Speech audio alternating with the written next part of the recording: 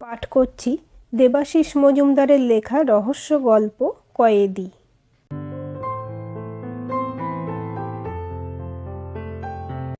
রাতের দিকে শিরিদার রেল স্টেশনে বসেছিল রেহান। স্টেশনটা ছোট, নিস্তব্ধ। রাতে আর ট্রেন নেই। খুব ভোরের ট্রেনটা তাকে ধরতে হবে। তার সঙ্গে একটা ভীষণ গুরুত্বপূর্ণ জিনিস রয়েছে। সেটা সঠিক জায়গায় সময় মতো পৌঁছে দিতে হবে, না হলে সব পরিশ্রম বৃথা। সেই জিনিসটা হাতিয়ে নেওয়ার জন্য তার পেছনে কিছু লোক ধাওয়া করে আসতে পারে। যদিও রেহানের মনে হচ্ছে এখনও তারা কেউ টের পায়নি, কিন্তু একটা ভয়ের ব্যাপার থেকেই যায়। রেহান নিজের জীবনের জন্য ভয় পায় না, সেইভাবেই তাকে ট্রেনিং দেওয়া হয়েছে। কিন্তু যে জিনিসটা তার কাছে আছে তার সুরক্ষা সবার আগে প্রয়োজন। রেহান চারিদিকে ভালো করে তাকালো। একটু দূরে একটা ভিখারি বসে পাউরুটি খাচ্ছে। লোকটা খেতে খেতে আর চোখে যেন রেহানকে দেখছে। রেহানের লোকটার দৃষ্টি দেখে সন্দেহ হলো। সে যে বেঞ্চে বসেছিল সেখান থেকে উঠে গেল। প্ল্যাটফর্ম থেকে আবার ভেতরের দিকে চলে এলো সে। স্টেশনের একদম এক প্রান্তে একটা পাবলিক টয়লেট। এই স্টেশনে কোনো সিসিটিভি নেই। রেহান জেন্টস টয়লেটে ঢুকে গেল। কিছু সময় পরে সে যখন টয়লেট থেকে বেরিয়ে আসছে তখন সে দেখল সেই ভিখারিটা দরজার সামনে দাঁড়িয়ে। তাকে দেখে একটা পাগল স্বভাব হাসি হাসল লোকটা, কিন্তু রেহানের হাসিটা ভীষণ কৃত্রিম মনে হলো। ভিখারিটা এবার টয়লেটে ঢুকে গেল। রেহান ওখান থেকে সরে এলো।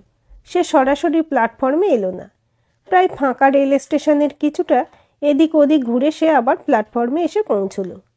ভিখারিটা এখনও এসে পৌঁছায়নি। কাউকে দেখা যাচ্ছে না। রেহান নিজের সাথে থাকা ব্যাগটা আঁকড়ে ধরে বসে রইল। একটু পরেই একটা হাউমাউ আওয়াজ কানে এলো রেহানের। সে সতর্ক হয়ে গেল। কারা যেন ছুটে আসছে প্ল্যাটফর্মের দিকে। হঠাৎই রেহান দেখল একটি অল্প বয়সী মেয়ে পড়ি কি মরি করে তার দিকে ছুটে আসছে। তার সারা দেহে ক্ষতের চিহ্ন রয়েছে। পোশাক আশাকও ছিন্ন ভিন্ন। কারো থেকে বাঁচার জন্য মেয়েটি যেন ছুটে আসছে। রেহানের দিকেই ছুটে আসছে মেয়েটি। দ্রুত রেহানের কাছে এসে তাকে যেন আঁকড়ে ধরতে চাইল মেয়েটি। সে বলে উঠল, আমাকে বাঁচান, আমাকে বাঁচান প্লিজ। ওরা ওরা আমাকে মেরে ফেলবে। কারা? প্রশ্নটা করার সঙ্গে সঙ্গেই উত্তর পেয়ে গেল রেহান। সে দেখতে পেল জনাদশেক সন্ডা চেহারার লোক ছুটে আসছে। তারা যে মেয়েটিকেই ধরতে আসছে তাতে কোনো সন্দেহ নেই। মেয়েটি রেহানের আড়ালে নিজেকে লুকোনোর চেষ্টা করল। রেহান কিছু বুঝে ওঠার আগেই লোকগুলো এসে উপস্থিত হলো তার সামনে। রেহান কিছুটা বাধ্য হয়েই মেয়েটির সামনে ঢাল হয়ে দাঁড়িয়ে বলে উঠল, কি চাই আপনাদের? এই মেয়েটিকে ধরতে চাইছেন কেন? লোকগুলির মধ্যে একজন রেহানকে ধমকে বলে উঠল, সরে যা আমাদের সামনে থেকে। এই মেয়েটি আমাদের শিকার। যে মাঝখানে আসবে তাকেই খতম করে দেব। লোকগুলির একজন রেহানকে টপকে মেয়েটিকে ধরতে যেতেই রেহান এক ঝটকায় তাকে ধাক্কা মেরে সরিয়ে দিল। অন্য আর একজন হিংস্র নেকড়ের মতো ঝাঁপিয়ে পড়তে চাইল, কিন্তু রেহান তাকেও অদ্ভুত কায়দায় মার্শাল আর্টের প্যাঁচে ধরাশায়ী করল। রেহানের চেহারা দেখে বাইরে থেকে বোঝার উপায় নেই যে সে মার্শাল আর্টে কতটা পারদর্শী। সে একাই 8-10 জনের সঙ্গে অনায়াসে লড়তে পারে। লোকগুলো তাই এবারে রেহানের উপর ঝাঁপিয়ে পড়েও সুবিধে করতে পারল না। রেহান একাই 10 জনের সঙ্গে লড়ে যেতে লাগল। মাঝে একজন মেয়েটির হাত ধরে টানতে মেয়েটি আর্তনাদ করে উঠল। রেহান ছুটে গিয়ে সেই লোকটিকেই একটি মোক্ষম কিক মেরে ধরাশায়ী করল।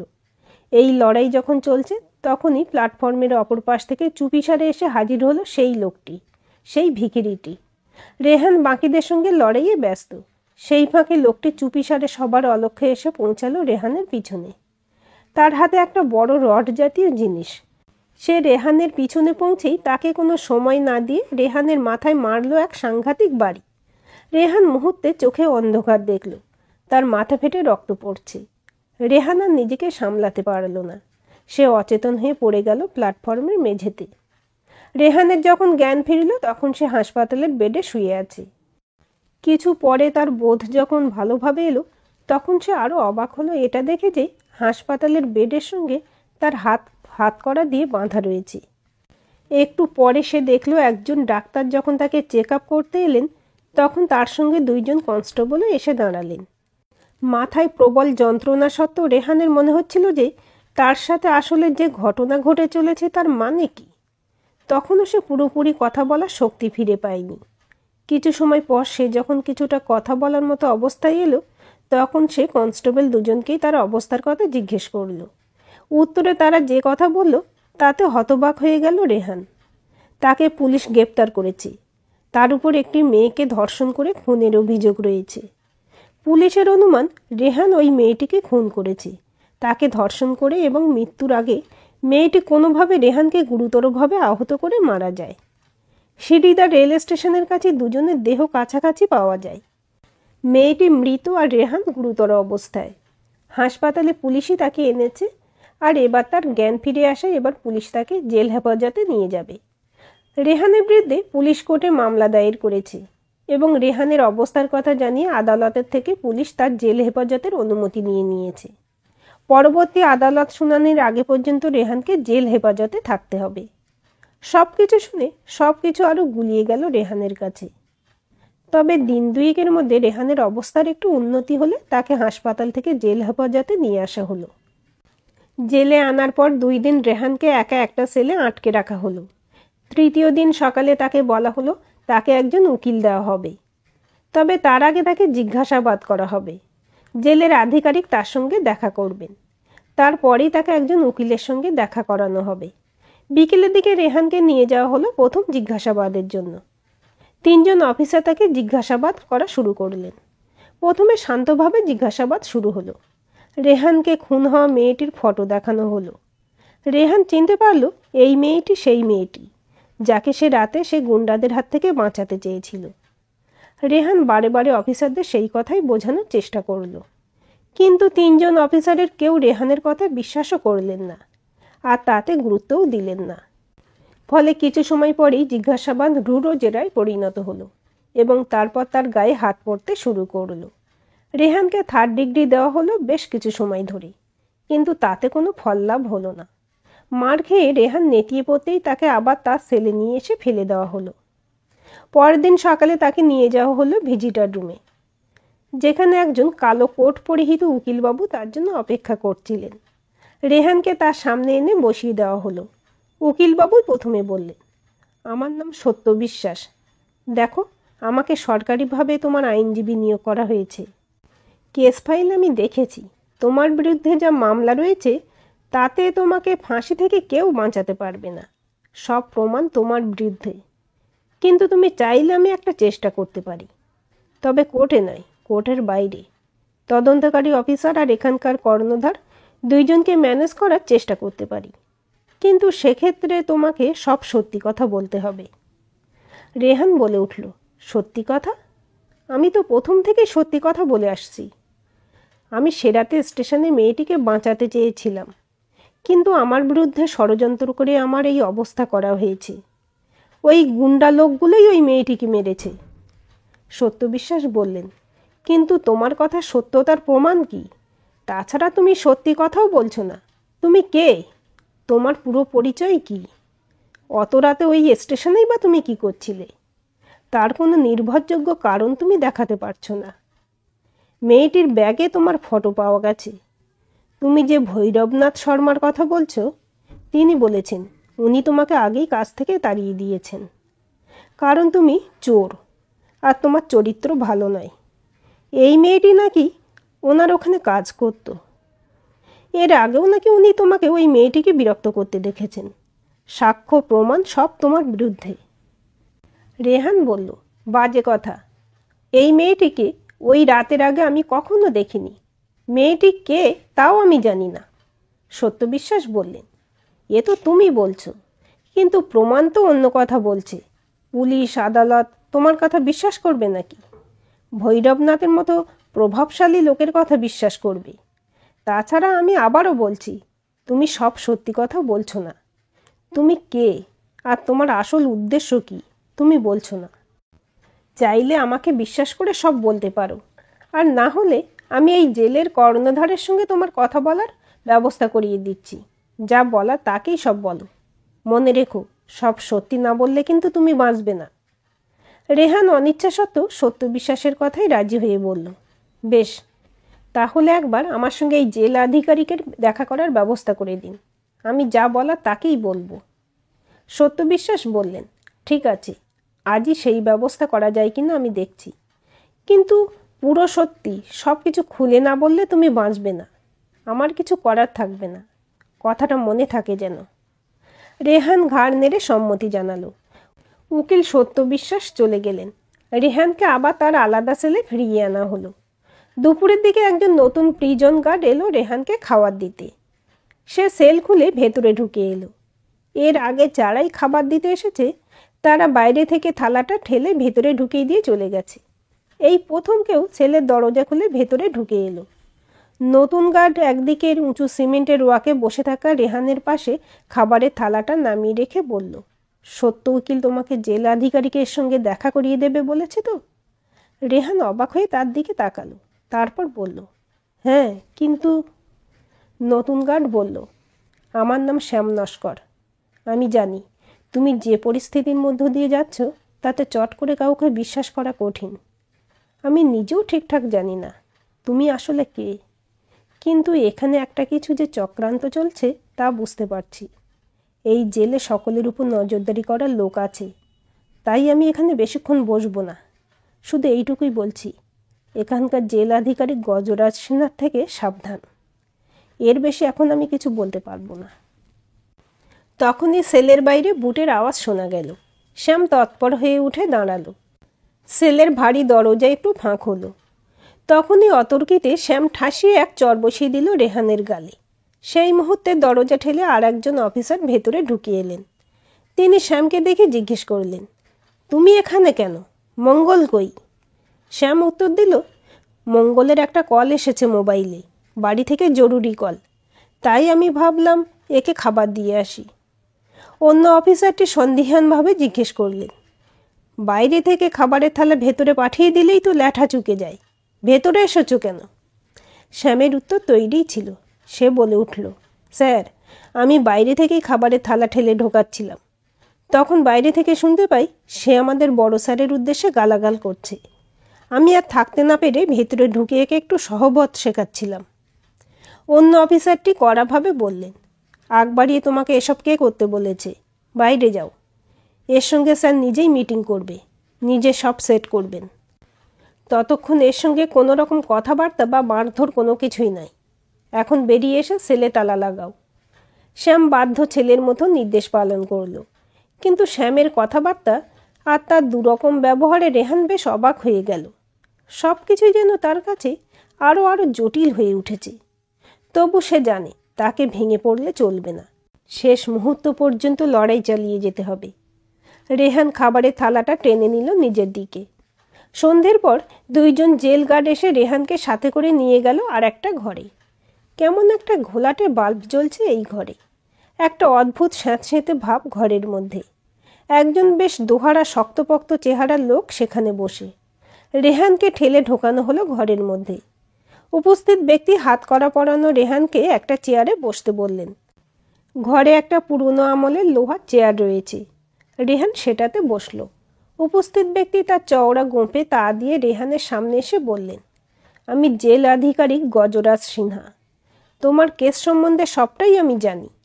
আমি নিজেও মনে করি তোমাকে কোনোভাবে ফাঁসানো হয়েছে, কিন্তু তুমি যদি সত্যিই চাও যে আমি তোমাকে সাধ্যমতো সাহায্য করি, তাহলে আমাকে সব কথা বলতে হবে। যা জানো সব সত্যি করে বলো। রেহান সে রাতের ঘটনা সবটা আবার বলল। সব শুনে গজরাজ সিনহা বললেন, তুমি এখনও পুরো সত্যি বলছো না, তোমার আসল পরিচয় কি? রেহান নিজের পুরো নাম বলল। আমার কেউ নেই, আমি অনাথ। আমি ভৈরবনাথ শর্মার ফ্যাক্টরিতে কাজ করি। দিন কয়েকের ছুটি নিয়ে নিজের বাড়ি যাচ্ছিলাম। যে অনাথ আশ্রমে আমি বড় হয়েছি সেখানকার বাচ্চাদের জন্য কিছু জামা কাপড় আর মিষ্টি নিয়ে পরদিন ভোরের ট্রেনে উঠব ভেবেছিলাম। তার আগেই এইসব হয়ে গেল। গজরাজ বললেন, এখনও সব সত্যি কথা বলছো না তুমি। তোমার ব্যাগে কি ছিল আমরা জানি, কিন্তু সেখানে আরও এমন কিছু একটা ছিল যেটা আমরা পাইনি, কিন্তু আমরা জানি সেটা তোমার কাছেই আছে। কোথায় সেটা? রেহান বোকা সেজে বলল, আপনি কোন জিনিসের কথা বলছেন? তা আমি কিচ্ছু বুঝতে পারছি না। গজরাজ এবারে তার শান্ত মুখোশটা খুলে ফেললেন। এগিয়ে এসে এমন জোরে একটা থাপ্পড় মারলেন রেহানকে যে তার গালে গজরাজের আঙুলের ছাপ তো পড়েই গেলই, চোয়ালের একটা দাঁতও নড়ে গিয়ে মাড়ি দিয়ে রক্ত বেরোতে শুরু করলো। রেহান তাও বলে চলল, আমি কিছুই বুঝতে পারছি না, আপনারা আমার কাছে কি চাইছেন? আমার কাছে যা ছিল সবই আমার ওই ব্যাগের মধ্যেই রয়েছে। গজরাজ ক্ষিপ্ত হয়ে রেহানকে আরও মারলেন। তারপর দরজা খুলে বাইরে এসে লোক ডাকলেন। কয়েকজন গার্ড এসে উপস্থিত হলো। তাদেরকে নির্দেশ দিলেন রেহানকে অন্য একটি ঘরে নিয়ে যেতে। রেহানকে টেনে হিঁচড়ে সেখানে এনে প্রথমে তাকে উলঙ্গ করা হলো। তারপর তার গায়ে ঠান্ডা জল ঢেলে তাকে বরফের উপর শোয়ানো হলো। আর তারপর শুরু হলো লাঠি দিয়ে বেধড়ক মার। বেশ কিছু সময় এই পাশবিক অত্যাচার চলল, কিন্তু রেহান মুখ খুলল না। তবে সে কিছুটা নেতিয়ে পড়ল। কিছু সময় পরে গজরাজ আবার এসে উপস্থিত হলেন। তার লোকেদের জিজ্ঞাসা করে জানতে পারলেন যে রেহান কিছুতেই মুখ খোলেনি। তখন তিনি বাইরে থেকে 2জন লোককে ভেতরে ডেকে নিলেন। আহত বিপর্যস্ত রেহান এই অবস্থাতেও 2জন আগন্তুককে দেখেই চিনতে পারল। তাদের একজন ভৈরবনাথ শর্মা আর অন্যজন হলো সেরাতে রেল স্টেশনের সেই পাগল ভিকিরিটা। কিন্তু এখন তার চেহারা ছবি অন্যরকম। যদিও লোকটাকে চিনতে রেহানের কোনো অসুবিধা হলো না। গজরাজ বললেন, দেখে নিশ্চয়ই বুঝতে পারছিস সব কিছুই আমাদের তৈরি করা। আমরা সবাই একই টিমে, তাই বাঁচতে চাইলে সব সত্যি করে বল, জিনিসটা কোথায়? আর তুই আসলে কে? নইলে এই জেলের মধ্যে তোকে শেষ করে তোর মৃত্যুটাকে এনকাউন্টার বলে চালাতে আমাদের বিশেষ কোনো অসুবিধা হবে না। এখনও সময় আছে, সত্যি কথা বলে নিজের প্রাণ বাঁচা। রেহান হাউমাউ করে কেঁদে উঠে বলতে লাগলো, আমি সত্যি বলছি, আমি আর কিছু জানি না। বিশ্বাস করুন, আমি আর কিছু জানি না। আবার তার উপর মার শুরু করলো। কিছু পরে মারের চোটে সংজ্ঞা হারালো রেহান। গজরাজ তার লোকেদের মার থামাতে বলে রেহানকে তার সেলে ফিরিয়ে নিয়ে যেতে বললেন। তার লোকেরা তাই করল। ভৈরবনাথ বললেন, ছেলেটা তো কিছুতেই মুখ খুলছে না। গজরাজ বললেন, গভীর জলের মাছ, সাধারণ কেউ হলে এতক্ষণে মুখ খুলে দিত, কিন্তু এ তা নয়, ট্রেনিং প্রাপ্ত মনে হচ্ছে। কাজে রাখার আগে ভালো করে খোঁজ খবর করা দরকার ছিল তো। ভৈরবনাথ বললেন, আমার ম্যানেজার মণিবাবু রেফারেন্স নিয়ে এসেছিল। কি করে বুঝবো যে ছেলেটা অন্য কোনো তালে আছে? কাজকর্মে তো তৎপর ছিলই। 2-2বার ডক থেকে বুদ্ধি করে মাল খালাস করে নিয়ে এসেছিল। তখন থেকেই ওকে কিছু বিশ্বাস করেছিলাম, কিন্তু যখন বুঝতে পারলাম যে ছেলেটা অন্য কোনো মতলবে রয়েছে, তখন অনেক দেরি হয়ে গেছে। তাও গফুর ওর উপর নজর রেখেছিল আমার কথায়, নইলে আরও আগেই সর্বনাশ হয়ে যেত। সেই নকল ভিখিরি লোকটা বলল, গফুর ওর বাড়ি যাওয়ার ব্যাপারটা আঁচ করেই আমাকে জানায়। আমি ছেলেটাকে ফাঁদে ফেলার প্ল্যান করে নিয়েছিলাম, কিন্তু ওকে কবজা করার আগেই আসল জিনিসটা কোথাও সরিয়ে ফেলেছে ছেলেটা। কিন্তু ও মুখ খোলার আগেই মরে টরে গেলে কিন্তু আমাদের বিপদ। আমরা জানতেও পারবো না যে আসল জিনিসটা কোথায়। গজরাজ বলে উঠলেন, কাজু, তুই এখনো গজরাজকে চিনিস না। আমার এই জেলে কয়েদিরা বাঁচবে কি মরবে তার ঠিক করে দিই আমি। আমি যতক্ষণ না চাইব ততক্ষণ এ মরবে না, আর আমি যদি চাই তাহলে এই কয়েদি বাঁচবেও না। তোমরা তদন্তকারী অফিসার শম্ভু দাসকে প্রমাণ সাপ্লাই করে যাও, যাতে জেল থেকে বেরোতে না পারে। আর এর মুখ খোলাবো আমি, ভয় পাইয়ে দিতে হবে। কাজু বলল, এত 3rd ডিগ্রির পরেও মুখ খুলছে না, এর মুখ খোলাবেন কি করে?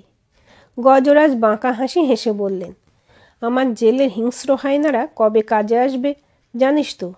হায়নারা দলবদ্ধভাবে আক্রমণ করলে তাদের সঙ্গে সিংহও পেরে ওঠে না। আমার হায়নাদের কালকে ওর উপর ছেড়ে দেব। তারা ওকে জ্যান্ত অবস্থায় নরক দর্শন করাবে, আর তখনই আমরা সব সত্যি কথা জানতে পারবো। আগামীকাল সকালে ওকে জেনারেল ডরমেটরিতে পাঠাবো। দুপুরে ওর উপরে হায়নারা আক্রমণ করবে। ভৈরবনাথ আর কাজুর মুখেও হাসি ফুটল। তবে সবার অলক্ষ্যে ওই ঘরের বাইরের একদিকের জানালার আড়াল থেকে সব কথা শুনছিল শ্যাম। সব কিছু শুনে শ্যাম নিঃশব্দে সেখান থেকে সরে পড়ল। কিছুটা তফাতে এসে চারিদিকে ভালো করে দেখে নিয়ে শ্যাম নিজের উর্দির মধ্যে থেকে একটা গোপন ট্রান্সমিটার ফোন বের করে আনলো। একটা বোতাম টিপে সংযোগকারী নম্বরে সে কল করলো। ওপাশ থেকে কেউ সে রিসিভ করতেই শ্যাম বলল, কচি পাঁঠার যে ছবি পাঠিয়েছিলাম তার কোনো হদিশ পাওয়া গেল? ওপাশ থেকে উত্তর এলো, কচি পাঁঠা নয়, সে এক ক্ষিপ্র বাজ। শ্যাম বলল, এদিকে শকুনেরা হায়নাদের ডাকছে বাজকে মারার জন্য। ওপাশ থেকে উত্তর এলো, ঈগলের ঝাঁকও পৌঁছে যাবে কাল। তুমি শুধু বাকি ব্যবস্থা করে রেখো। ওভার। শ্যাম খুশি হয়ে বলল, আমিও তৈরি। তাহলে আগামীকালই অপারেশন গরুড় হচ্ছে তো? Yes, over. Over and out. Shyam কলটা কেটে দিল। প্রায় গোটা রাতই কোনো জ্ঞান ছিল না রেহানের। সে সম্বিত ফিরে পেল ভোরের দিকে। কোনো রকমে নিজের পোশাক সামলে উঠে বসল সে। তারপর কিছু সময় পরে দুইজন গার্ড এসে রেহানকে ওই সেল থেকে বের করে নিয়ে গেল সাধারণ কয়েদিদের ডরমেটরিতে। সেখানে অনেকেই বেশ অবাক চোখে তাকিয়ে দেখল রেহানকে, কিন্তু কেউ তার সাথে কথা বলতে এগিয়ে এলো না। দুপুরের দিকে বাইরে থেকে প্রয়োজনীয় কিছু জিনিসপত্র নিয়ে কয়েকটি গাড়ি এসে ঢুকলো জেলের মধ্যে। তার মধ্যে কিছু খাবারও ছিল। সেই সব খাবার বিতরণের জন্য জেলের মধ্যে ব্যবস্থা করা হলো। খাবার বিতরণের লাইন তৈরি হলো কয়েদিদের জন্য। হঠাৎই জনা পাঁচে কয়েদি একসাথে সেখানে এসে উপস্থিত হলো। গার্ডরা তাদেরকে ওই খাবারের জায়গায় এনে দিয়ে কিছুটা তফাতে চলে গেল। রেহান দেখলো ওই 5 জন কয়েদিকে দেখে অন্যান্য কয়েদিরাও যেন ভয়ে কিছুটা সিঁটিয়ে গিয়ে একটু একটু করে তফাতে সরে যেতে শুরু করলো। ওই 5 জন কয়েদি হিংস্র দৃষ্টি নিয়ে ঘিরে ধরল রেহানকে। রেহান বুঝল এরা এসেছে তাকে আক্রমণ করতে, কিন্তু একসঙ্গে এদের মোকাবিলা করার মতো শক্তি রেহানের নেই।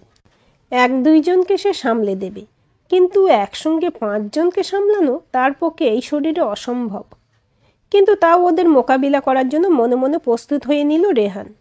5 জন কয়েদি হিংস্র হায়নার মতো ঝাঁপিয়ে পড়ল রেহানের উপর।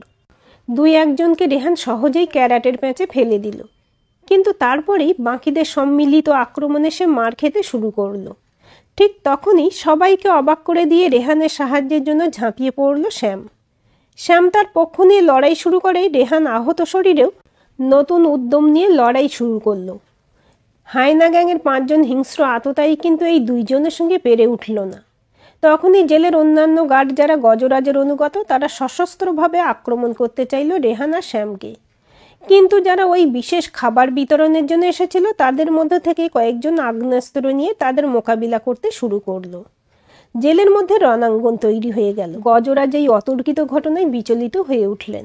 তিনি কৌশলে পালানোর চেষ্টা করলেন, কিন্তু কাজু গজরাজকে নিয়ে বেরিয়ে যেতে চাইলেও পারল না।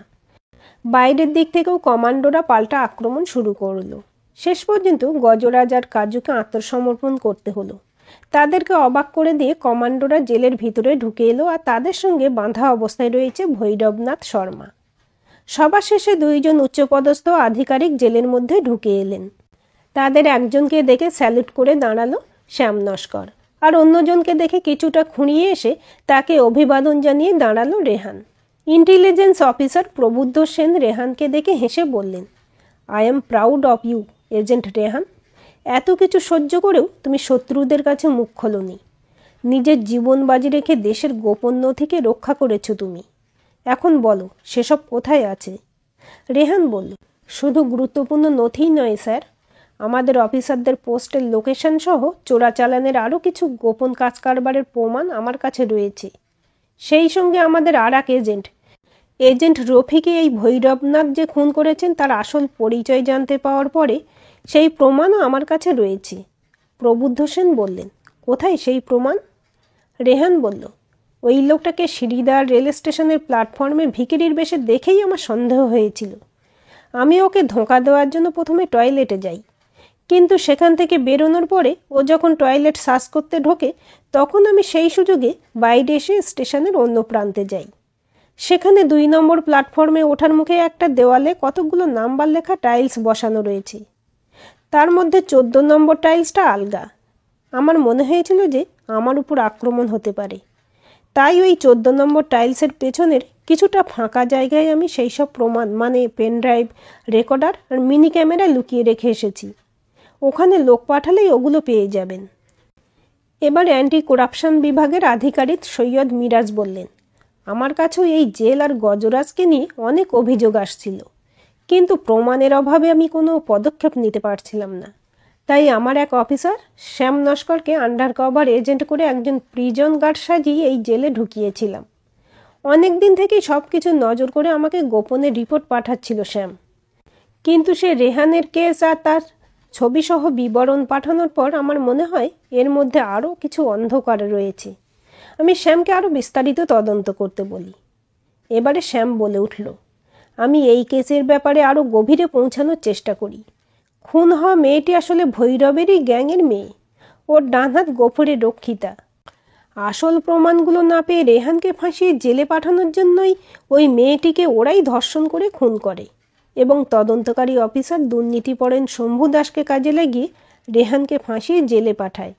যদিও আমি রেহানের আসল পরিচয় তার এজেন্সির ক্লাসিফাইড অবস্থানের জন্য জানতে পারিনি, তাই রেহানের ফটো আমার মোবাইলে তুলে সেটা সৈয়দ স্যারের কাছে পাঠিয়েছিলাম।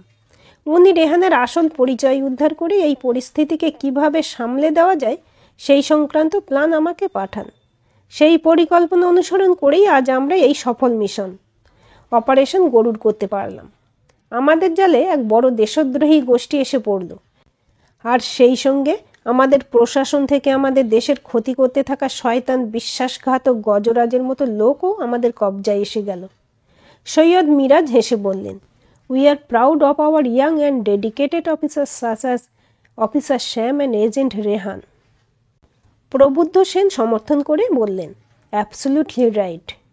অপরাধীদের যখন এক এক করে গ্রেপ্তার করে হাতকড়া পরানো হচ্ছে, তখন বন্ধুত্বপূর্ণ হাসি হেসে রেহান আর শ্যাম একে অপরের সঙ্গে করমর্দন করে একে অপরের দিকে সপ্রশংস দৃষ্টিতে তাকিয়ে। আজকের গল্পটি আপনাদের কেমন লাগলো কমেন্ট করে জানাবেন। ভালো লাগলে অবশ্যই একটা লাইক দেবেন আর চ্যানেলটা সাবস্ক্রাইব করে সাথে থাকবেন এবং নতুন ভিডিও আপডেট পেতে বেল আইকনটি ক্লিক করে রাখুন। গল্পটি প্রিয়জনদের সাথে শেয়ারও করতে পারেন।